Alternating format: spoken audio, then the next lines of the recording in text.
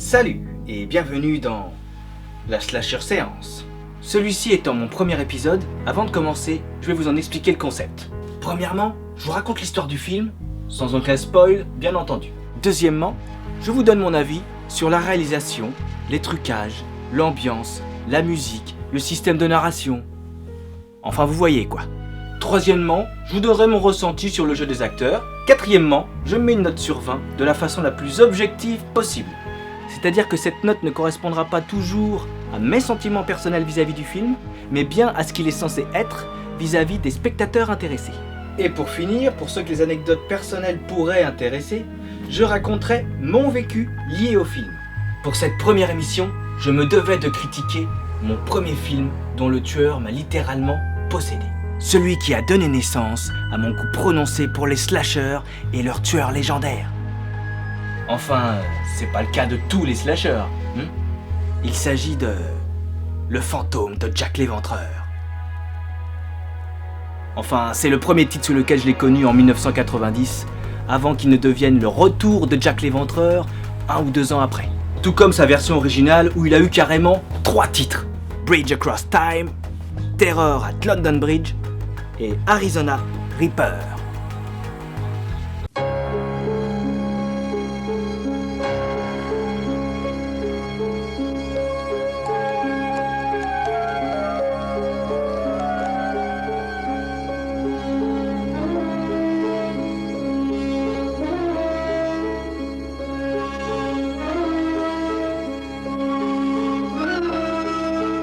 L'histoire commence en 1888, la nuit où Jack l'Éventreur s'apprête à tuer sa dernière victime. Moment où il se fait poursuivre par la police dans le brouillard nocturne londonien. Il se retrouve coincé sur le pont de Londres où il se fait exécuter par de nombreux coups de feu, qui le font tomber du pont, emportant avec lui une pierre au fond de l'eau. Un siècle plus tard, à peu près, la dernière pierre du pont de Londres qui vient d'être retrouvée au fond de la Tamise est ramené en Arizona, là où le pont de Londres a été transporté pierre par pierre au-dessus du lac Havasu. C'est la nuit précédant son inauguration que le premier meurtre est commis. L'histoire est très bonne de mon point de vue. D'ailleurs, le premier titre original, Bridge Across Time, me semblait le plus approprié, car le pont semble vraiment être une passerelle entre cette nuit de 1888 et celle de 1985. Il y a un souci à ce niveau-là dans le scénario. Vu que Jack l'Éventreur est censé être revenu avec la pierre, pourquoi est-ce qu'il se remet à recommettre les mêmes meurtres, aux mêmes dates, au même rythme qu'avant de mourir? Il aurait dû continuer et non recommencer, non? Enfin bref, ces meurtres sèment la panique auprès des habitants.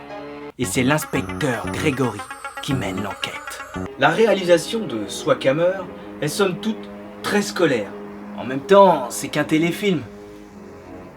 Mais bon, quand même, quoi qu'il en soit pour l'époque, ça reste sympathique. Avec un David Hasselhoff en pleine forme, encore très populaire grâce à K2000, Jack l'Éventreur, lui, est très théâtral, avec son grand chapeau, sa cape noire et son long couteau. J'ai découvert plus tard des films racontant la vraie histoire de Jack l'Éventreur. Et c'est vrai que niveau charisme, le haut de forme avec la mallette de Toubib, ça a quand même moins de gueule. En tout cas pour moi. Pour ce qui est des différences avec la réalité, il ne fait qu'égorger ses victimes tout le long du film. Ce qui du coup aurait pu changer son nom en Jack l'Égorgeur.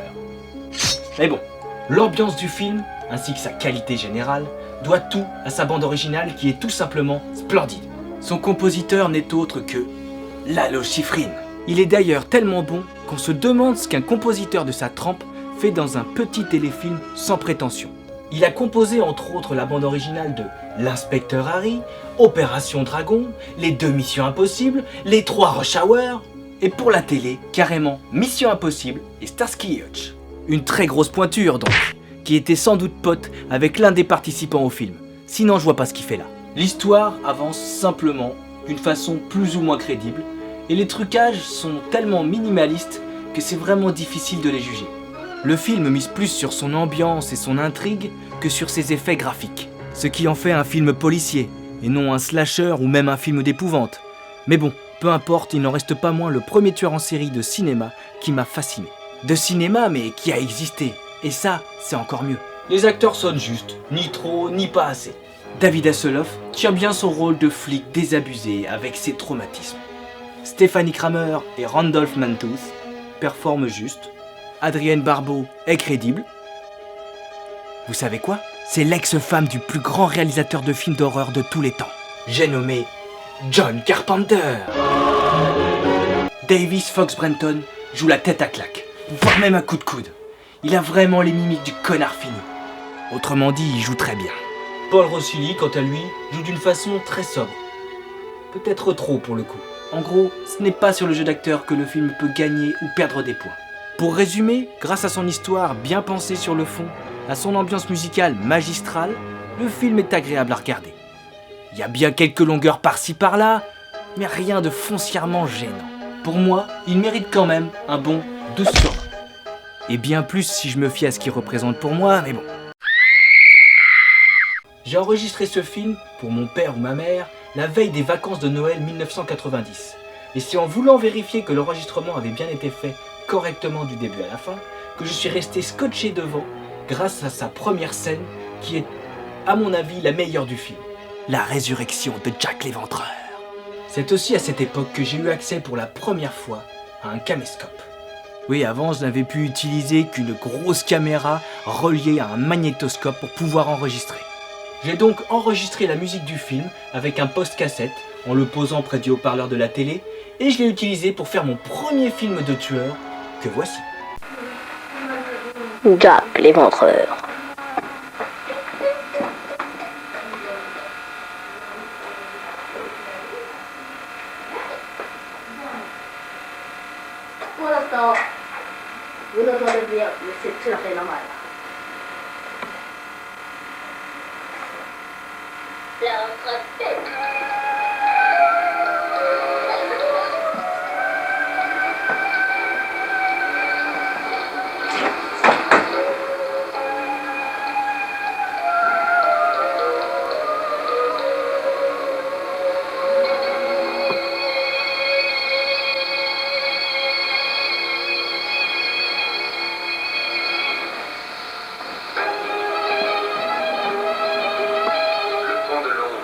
Arizona, automne 1985.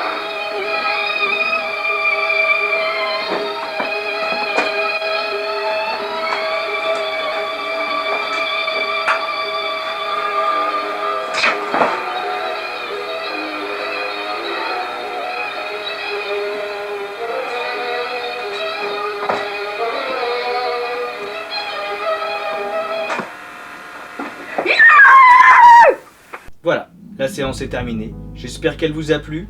N'hésitez pas à laisser des commentaires, à vous abonner à ma chaîne ou même à me suivre sur ma page Facebook. Allez, on se voit bientôt.